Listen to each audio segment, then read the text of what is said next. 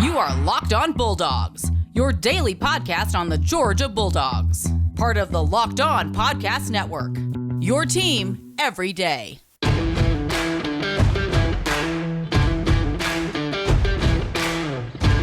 Hello and welcome to the Locked On Bulldogs podcast. I am Daniel. I'm Clint. We got the three windows back. This is Clark. Everybody, Clark, how you doing today, man? Clint, David, very nice to join you all this evening. Yeah, absolutely. If you guys don't know, Clark is part of SEC StatCat. You can find him on Twitter at SEC_StatCat as well as SECStatCat.com. He's going to give us a little preview of what he does on the Twitter and over on the site here in a little bit, talking about all things statistics as it pertains to SEC schools. We're going to throw him a couple questions. He's going to answer for you, so you guys are in for a treat. But Daniel and I are fans, first and foremost. We're not gurus or insiders by any stretch of the imagination, which is great because when we have people that are smart on the podcast, it's really good for you all because Daniel and I are just two jokels trying to string together coherent thoughts, which sometimes, let's be real, most of the time that doesn't happen.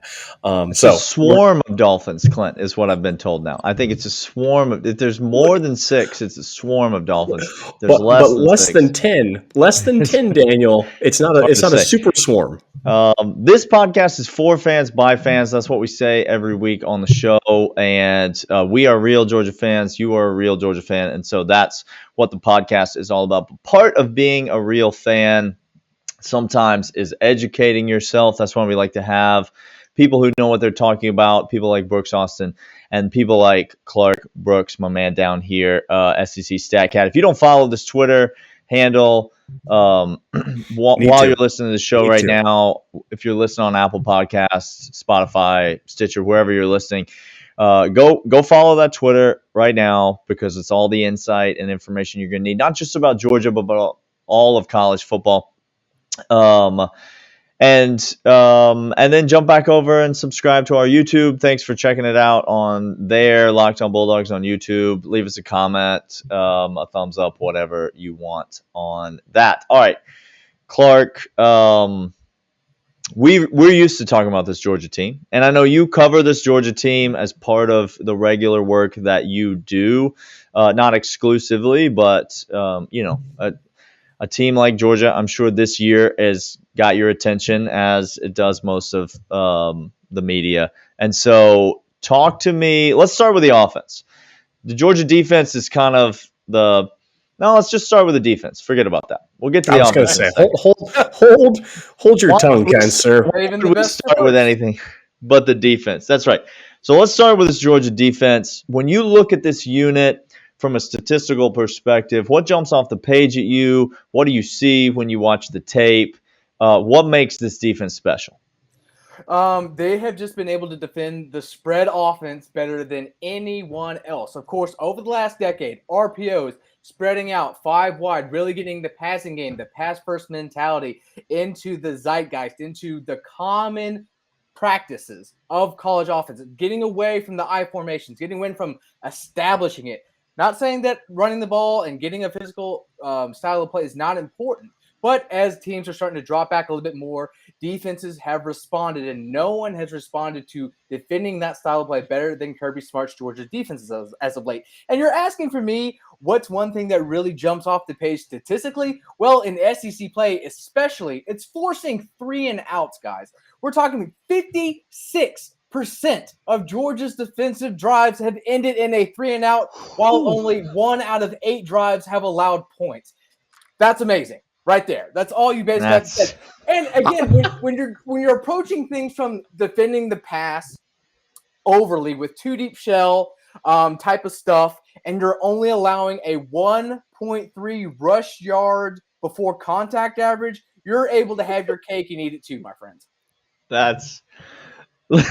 I was just baptized for like the 4th time in a matter of 2 minutes. We might just cut the pod right here and you just play that 4 minutes on loop, Georgia fans, and you just listen. Listen, we're talking about 1.3 rushing yards before contact. Yeah. That's insane. And over 50% of opponents' drives 3 and outs. I mean, Clark, in SEC play. Yeah. that's silly. Like, that's criminal almost. And I don't want to put you on the spot if you don't have this. Is there comps for who else has even come close to something like that? Yeah, Auburn's defense in 2019, they had a similar 3-and-out rate. They were pretty similar down to down, but in terms of just like across the board dominance, there's really no one that checks a lot of these boxes like Georgia's defense right now, in SEC play, I should say. Now the front seven gets all the pub for this defense, and rightfully so, because it's just dude after dude after dude across the front seven. On this podcast, we really like the secondary, though. We really think that Lewis Seen and Christopher Smith on the back end, and then the corners, Darion Kendrick and Keely Ringo, on the outsides are improving and are playing better, and honestly, they don't get tested a lot, Clark, and so you don't get to see a ton out of them.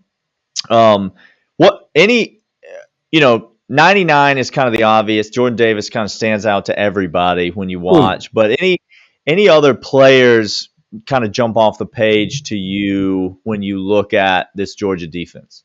So, yeah, I am an offense guy. I root for offenses to succeed. It frustrates me to hell when teams just cannot do anything against this defense. In particular, the inability to find matchup advantages attacking linebackers. And Mr. Dean is one of the best coverage linebackers I have seen since I've charted. I've charted the SEC basically since 2018, so last 4 years. Last time I checked, I think Pro Football Focus sent out, I don't keep track of passer ratings targets, but they do. He has the lowest passer rating allowed when targeted in the Power 5. And obviously when you're matched up with tight ends and running backs and guys who might be quicker of foot, and while you are kind of this slender mold of linebackers where you're able to be physical enough to defend the run, but negate those throwing lanes like I was talking about, being able to defend the spread, that cannot happen if you do not have linebackers that can basically do it all. And he absolutely stands out for me. Clint, you love to hear it. I was just going to say, you're talking my language right now. I am a middle linebacker, just all my favorite dogs, especially these guys. Roquan was my favorite. Nakobe Dean is ascending the charts. I said the whole entire week that Nakobe Dean is slowly creeping up my Mount Rushmore of middle linebackers just because of how he plays now. On this defense, he gets he's a special player, but when you're surrounded by other special players, it's really hard to outshine them. And yet he still is, to that tune of there's no other player better in college football at defending the pass as a middle linebacker than that. Guys, that's stupid. Like, I don't think we understand how stupid that is.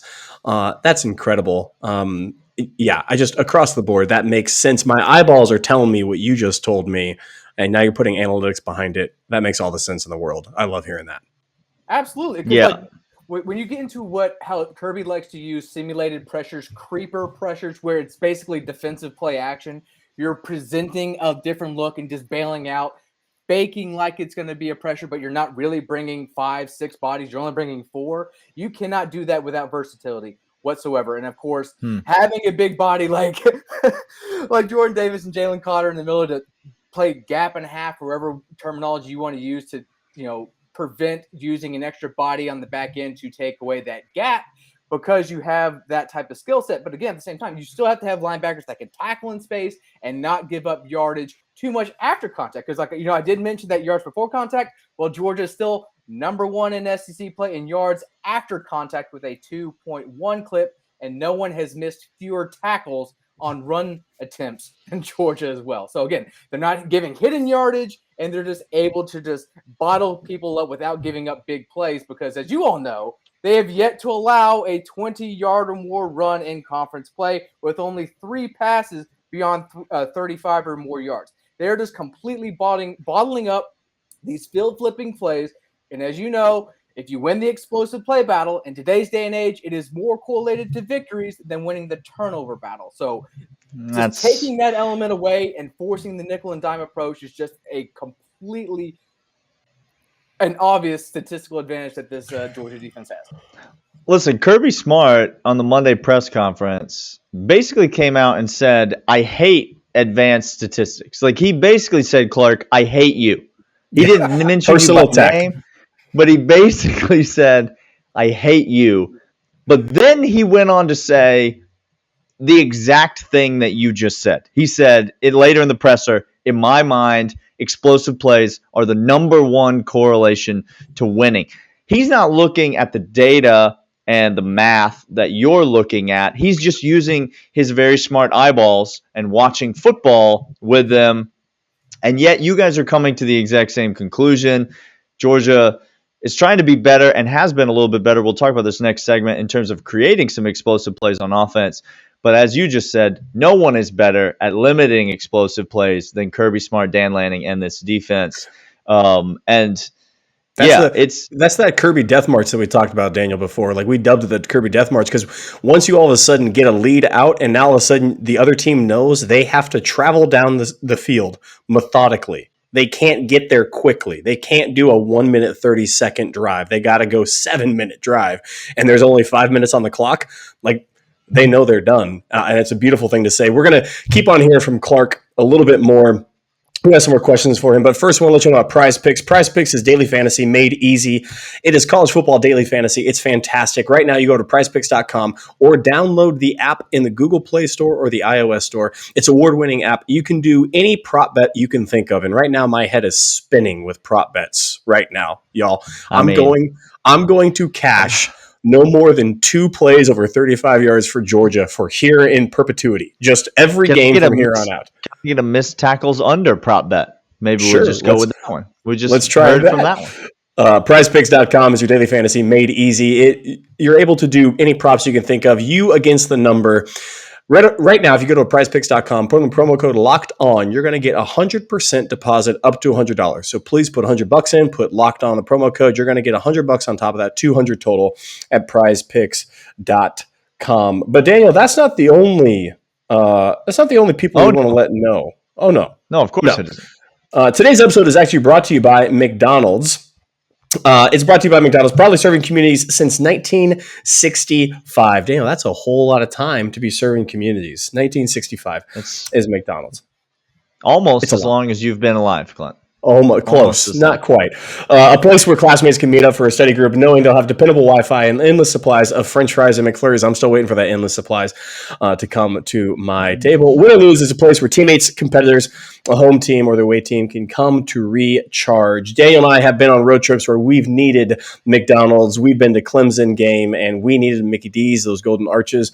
We're going to tell you that story later. I promise you I'm going to make Daniel tell you that story because he nearly puked his brains out in the car from a migraine from screaming at the top of his lungs at the Clemson game. It's the worst drive-through experience I've ever had in my life. Not a McDonald's. Not a McDonald's. McDonald's is a sponsor of the podcast. If it was the other place, we wouldn't be talking about it. Birthday parties or anything else, grabbing McDonald's after a busy day.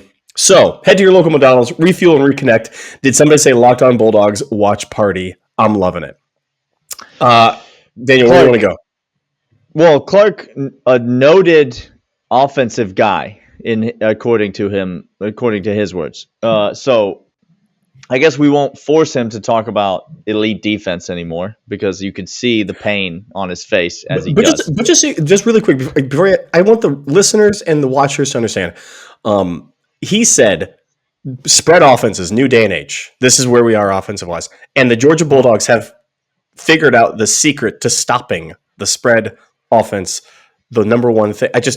That should give you all the hope in the world. I mean, John, who was on the pod yesterday, has said often, and Clark, I don't know if you saw this, but after the Georgia Clemson game, post-game press conference, Kirby kind of had a quote that Georgia fans have been rewatching and has come up over and over again this season, where he basically said, "Look, people think we're crazy saying we want to hold teams under 13 points, but why can't we?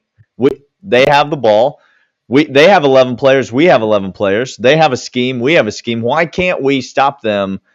That mindset has kind of been laughed off as like not possible in college football in this day and age. And yet Kirby and Dan Lanning and the boys have at least taken steps in that direction this season. But let's talk about the Georgia offense.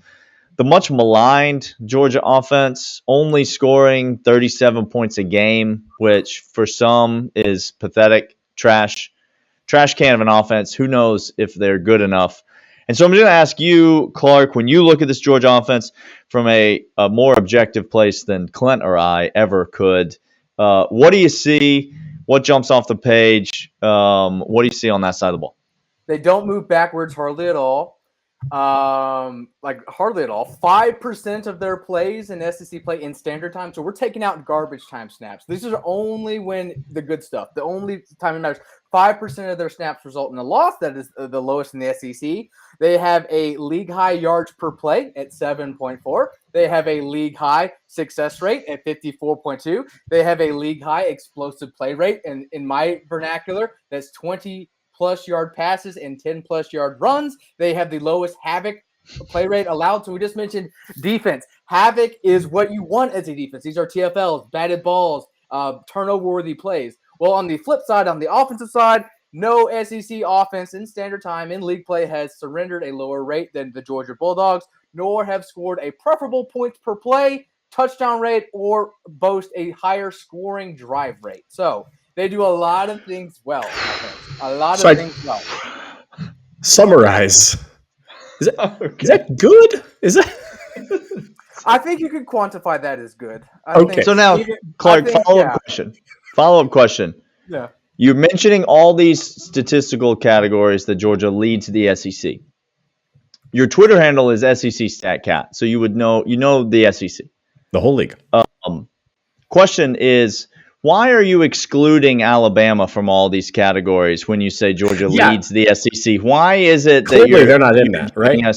You're giving us the SEC except Alabama, correct? Is that what you're saying? This is including Alabama. So, yeah, while Alabama has a preferable points per play across the entire season, across the entire snaps, if you just look at SEC play, Georgia is best. Because, look, we know that each team plays poop states every once in a while, cupcakes every once in a while, but to try and standardize each team's schedule and just to see, look, good against good, unless you're playing, obviously, South Carolina and Vanderbilt, which unfortunately the East teams have to do on occasion. Besides that, it's a great reflection of just good against good, and it's a better reflection of what you can expect week to week, and that's why I like to look at just isolated SEC play there. So even though, Alabama played Miami, they did still play Mercer, and that still, bar none, is a much easier opponent than someone like South Carolina or Vanderbilt or Missouri. So end of the day, you just got to like to see how you can perform in conference. So at this point in time, entering week 10, no one is better than Georgia basically in all of those statistical categories. So when you go a little bit, that's kind of big picture, what the offense is doing as a whole.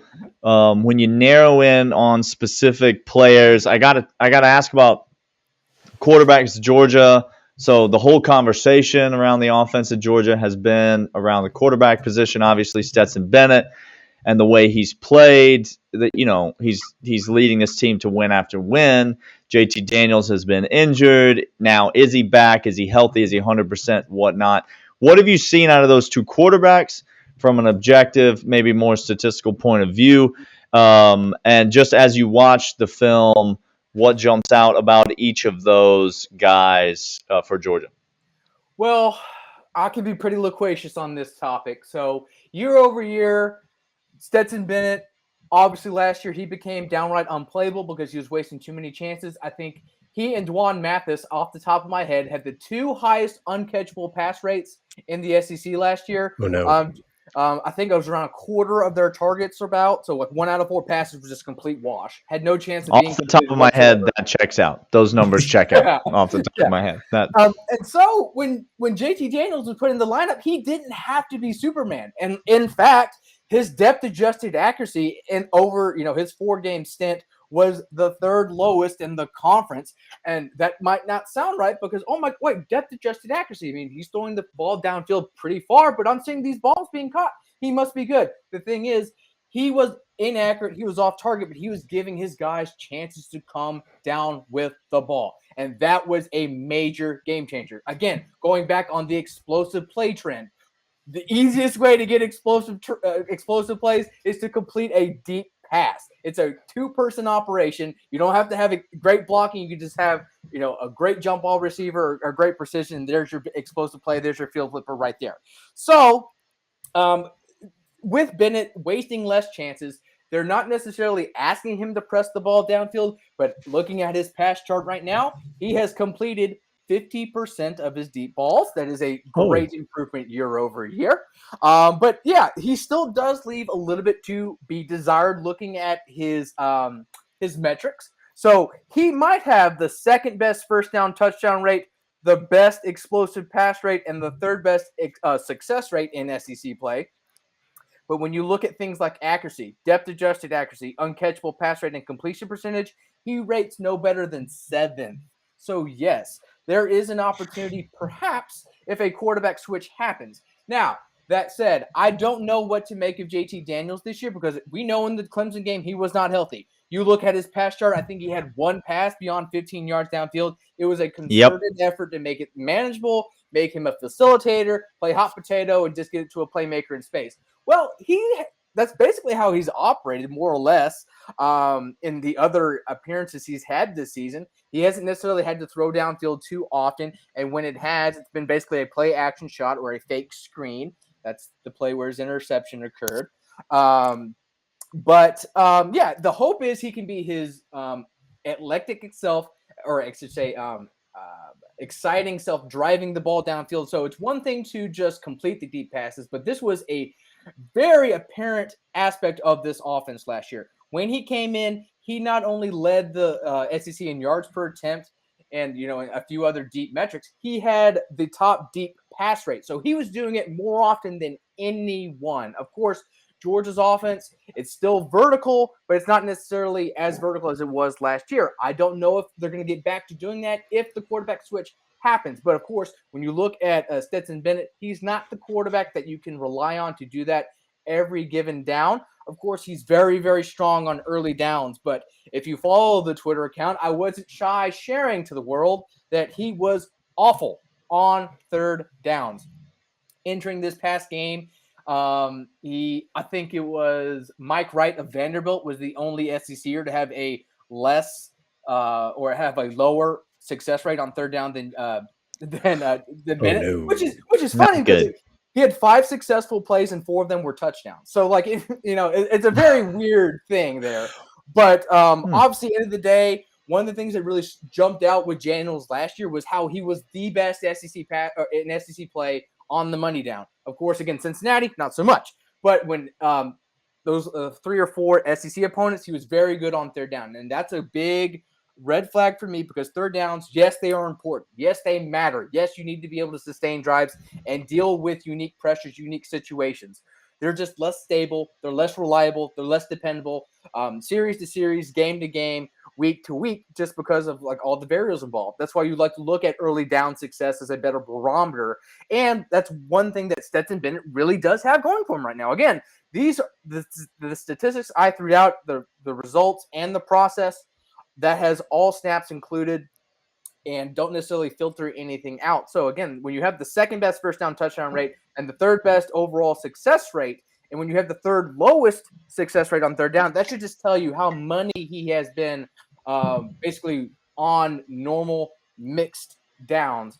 Because, it wasn't too long ago. He had a 70% completion percentage on passes beyond 10-plus yards downfield, which was tracking to be historic types of output. Of course, that's going to be really tough to maintain over the course of the season. As we saw, he's already kind of dropped off there. But again, when you compare to where he was last year, wasting about 1 every 4 of his pass attempts, and then when you look down, you see a 5th of his passes this year result in a 20-plus yard completion.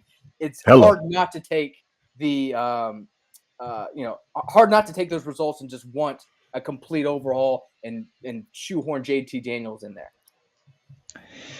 Yeah, it's a lot.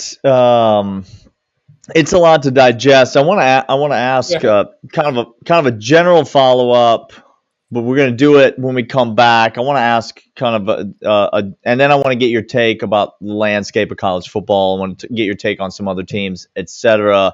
Let's do that when we come back. First, I want to tell you about Built Bar.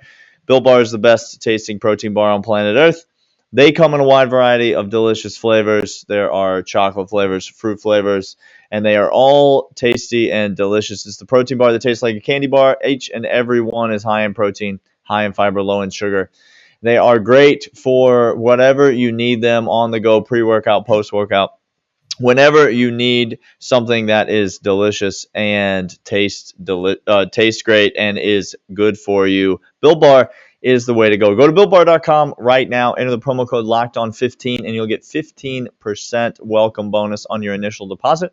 That is a 15% off. 15% off your order at BuiltBar.com right now when you enter the promo code LOCKEDON15. Also want to tell you about BetOnline.ag. Tomorrow, Clint and I will be back with locks. Mm-hmm. We will be giving out picks for this weekend of college football. We are having what some might call a historic run in the locks segment. And so if you want to get in on the money train, then tune back in tomorrow and listen for our college football picks. And when you do, go to betonline.ag, create an account, make a deposit, enter the promo code Locked On, and get a 50% bonus on your deposit.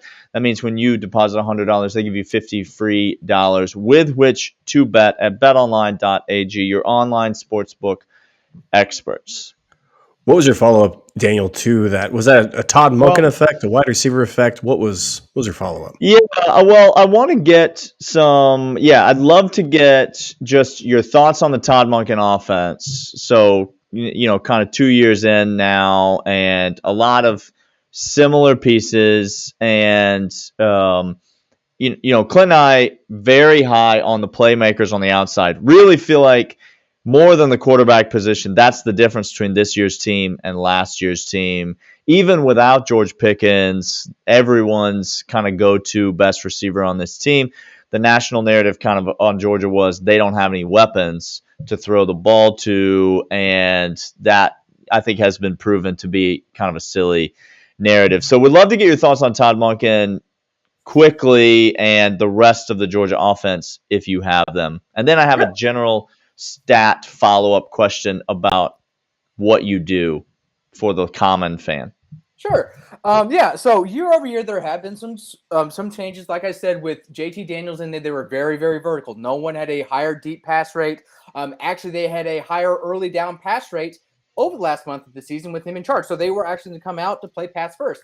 But when you look at their splits today, 44% pass. No SEC team is lower in standard time. So they are wanting to establish the run, and they're not really wanting to put they're not really wanting to put Stetson Bennett in obvious passing situations. Like I said, that third downs, not so great. When people know what he's about to do, he's not so good. So they want to use that run to set up that play action game. And this is really what I have loved from this offense. So they are without a doubt the most dangerous play action team. So knowing that Bennett is the most explosive passer, it should not surprise you that Georgia has a 30% 15-plus pass rate off of play action, with 25% of them going for 20 yards or more. Both are SEC highs. So what are they doing specifically? One pattern or one concept family in particular that is just jumping off the page to me are wheel switches. So there are three different designs, patterns that Georgia has featured. But when you pull these three looks together, I can go into them a little bit more specifically if you care for me to do that. But in general, with these concepts, 10 of 13, 338 yards, 5 touchdowns, and 2 interceptions. Of course, one of them happened just this past weekend. That was the first interception after this lovely leak play. Which is also kind of the same idea, right? Because you're getting a wheel kind of leak along the sideline where you're trying to influence the other two routes towards the middle of the field, get that alley along the sideline, right? So it's the same type of idea. So one of them is a double post with the wheel over here. Another one is a fake screen pattern. So you're going to have a little tunnel screen with the wheel switch there. And then the other one is just basic wheelie, which is just the two-man concept, which is just a post and a wheel with two people. So again, 10 of 13, 338 yards, 5 touchdowns, 2 interceptions. Of course, both interceptions happened in the same area of the field. Both were predetermined, essentially.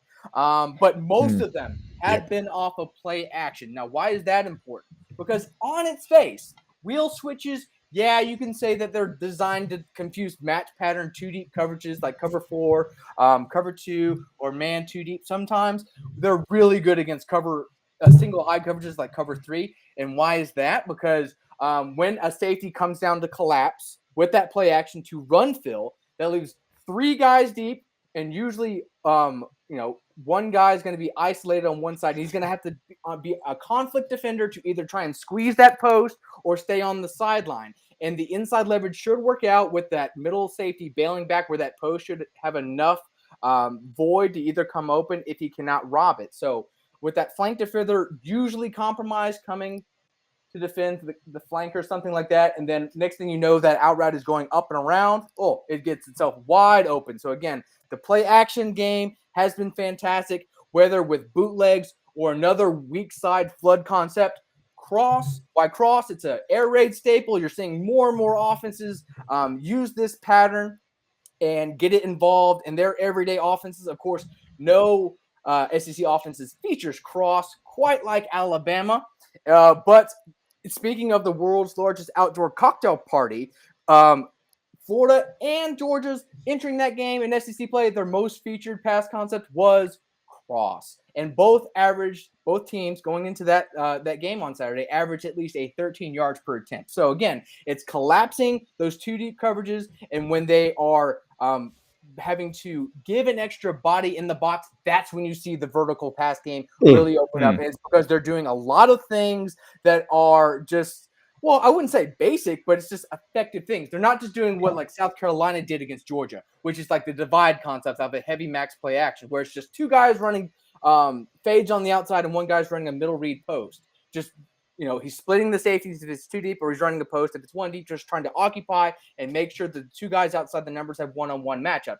This is much more schemed up. It's much more, cerebral than just lining them up and playing matchup style of football. And when an offense has the talent and the schematic edge, it just really gets me off. Because, of course, a few years ago, it wasn't too long ago that Georgia, before Monken got here, it was just, all right, we're bigger, we're stronger than you, we're just line up and smash, right? Of course, that works for 95% of the opponents. But when you play the elites, you have to scheme some guys open on occasion, and you can't just hope that you can just win those physical matchups every given down.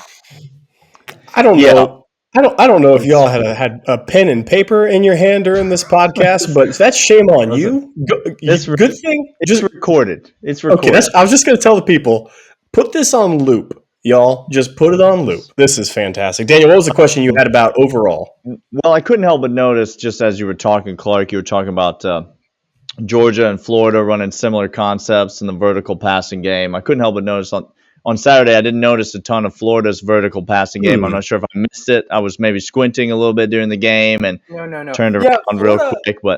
Well, especially with Emory Jones, the big complaints with that fan base has been the lack of verticality. It's been horizontal base. It's been flood patterns and bootlegs and just mid-range, intermediate passing games, and having real issues pressing the ball downfield. So they've had to do a lot of pop passes and things of that nature, very watered down, deep passing concepts. Well, the hope was Anthony Richardson's natural God-given traits were able to open up the playbook. But sure. How'd that go? I just looked at the updated accuracy percentages numbers on passes beyond 10 plus yards downfield. Homeboy's dead last in the conference. Oh no! Passes. So there's just not a whole lot of hope there, because their most consistent quarterback is obviously handcuffed to being able to give these explosive games where you have to rely on yak stuff, screens, and stuff after the catch. And the guy who is more gifted to pass the ball downfield has just not been as accurate. So problem. Well, he was pretty accurate when he threw the ball to Kobe Dean on Saturday, and so we did appreciate that. He said there ain't no hope. You stick around to the end of the podcast, and that's what you get. You get Clark, just an unbiased guy that covers the SEC, who literally said the words, "There's no hope" for the That's Florida no. offense. I heard it. You heard it. We all heard it. And so But the that's vertical you just passing take game, that. I should say. But the vertical I passing no, game, no, it's fine. It's fine, Clark. You're You good. can't. No. We all heard what you said. It's fine. Okay. Listen, I want to get your thoughts. We might have to have you back on the pod and get your kind of landscape Yes, sir. college football thoughts. I want to ask you this question though, because this is just for me. But maybe there's a lot of our fans a lot of people that watch the show, and they're just college football fans. They're not you. They don't know any of the words that you just said. Nothing that you are talking about makes any sense to them. But they do care about their team. They do love football. They do understand the concepts of football.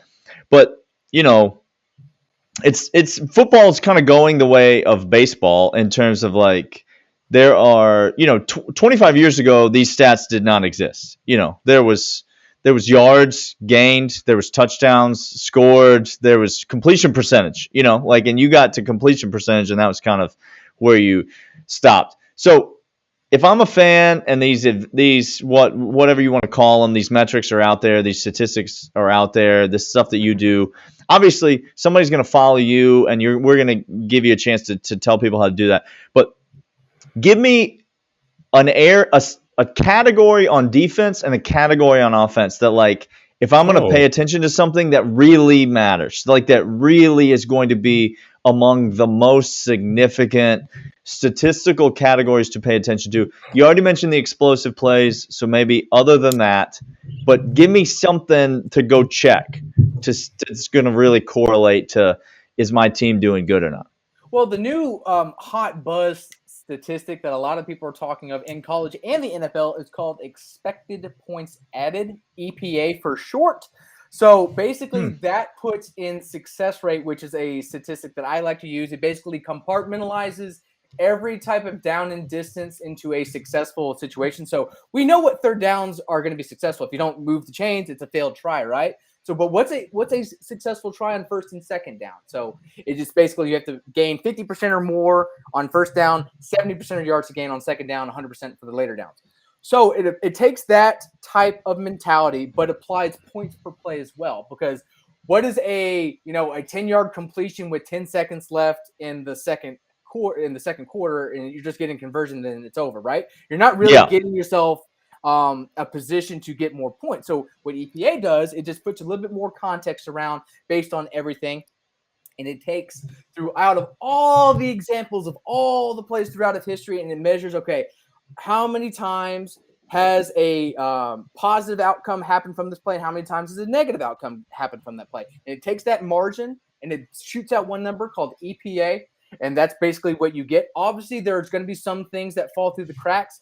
But again, because it does measure things by context better than any other statistic out there, that's why it's really jumping up the zeitgeist in a lot of people's, go-to statistics these days, especially if you're the gambler, because when you're just looking at like a success rate or yards per attempt in a box, and you don't necessarily know how to adjust that for opponents, you obviously can be, put in a bad spot there, but EPA is just a little bit better designed to do so.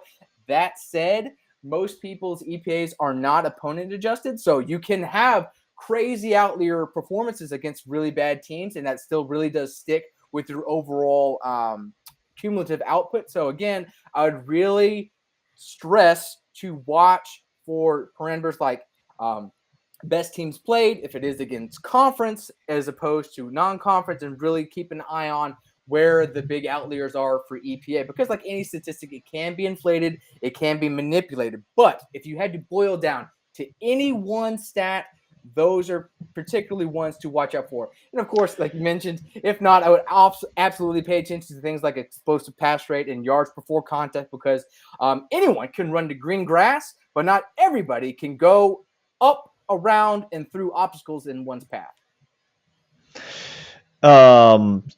Basically, then what I hear you saying is you're smart and we're not.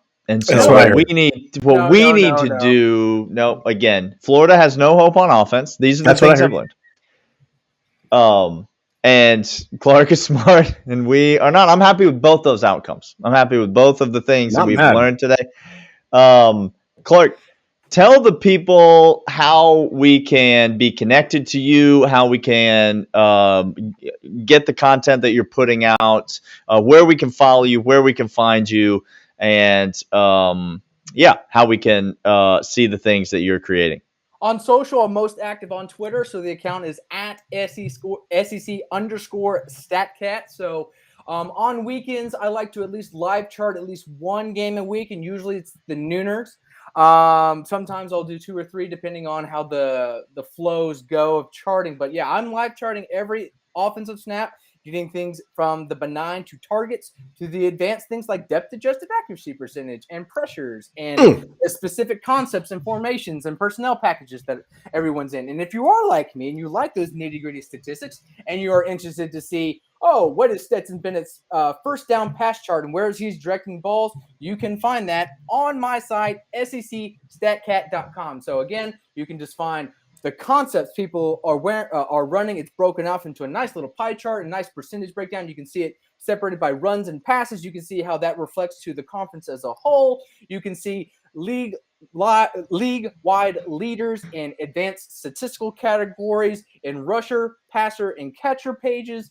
You can see a team's script game by game. So for me, obviously football is like a language, right? You just kind of hinted on it. I spoke a lot of gobbledygook, a lot of terms that I'm sure over a lot of people's heads. But part of the mission of this site was to help the average fan become a little bit more informed, to find out what's a Mills concept, what's the difference from an inside zone slam and a duo dive, why is it a counter jab as opposed to a duo dive, just little things like that. So when you're reading the script, I have 101 videos, which are like a minute, 2 minutes, really easily and digestible.